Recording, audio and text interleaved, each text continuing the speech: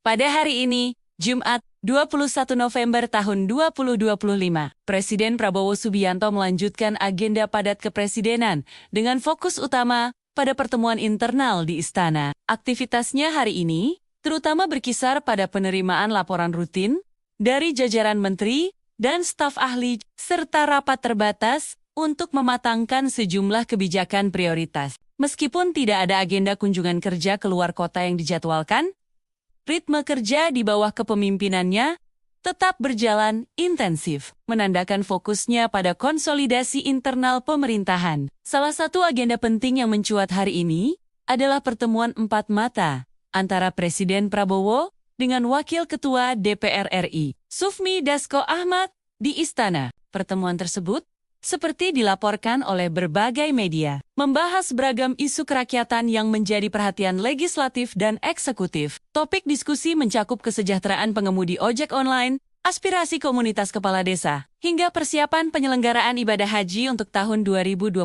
mendatang. Pertemuan ini menunjukkan adanya koordinasi erat antara pemerintah dan DPR dalam merespons dinamika sosial di masyarakat. Selain pertemuan politik, Prabowo juga memimpin rapat terbatas ratas dengan beberapa menteri Kabinet Merah Putih.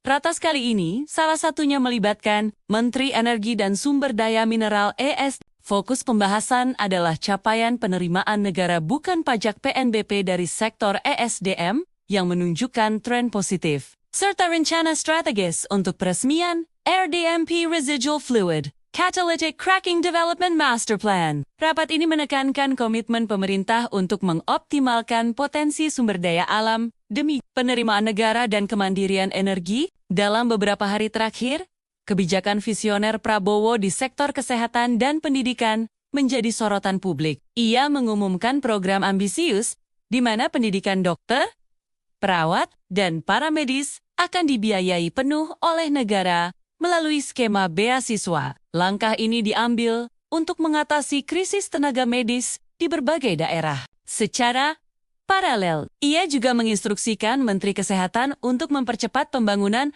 66 rumah sakit canggih di seluruh Indonesia. Sebuah inisiatif yang diharapkan dapat mentransformasi layanan kesehatan nasional. Aktivitas Presiden Prabowo dalam 2 hari sebelumnya, Rabu dan Kamis, the 19th to the 20th of November, juga sangat produktif. Ia melakukan kunjungan kerja maraton ke Jawa Tengah dan DIY, meresmikan berbagai proyek infrastruktur vital. Peresmian tersebut meliputi Rumah Sakit Kardiologi Amirat Indonesia di Boyolali atau Solo, Flyover Kongguk di Magelang, dan Jembatan Kabanaran di Bantul. Proyek-proyek ini merupakan bagian dari upaya pemerintah untuk pemerataan pembangunan dan peningkatan konektivitas antar wilayah di Pulau Jawa.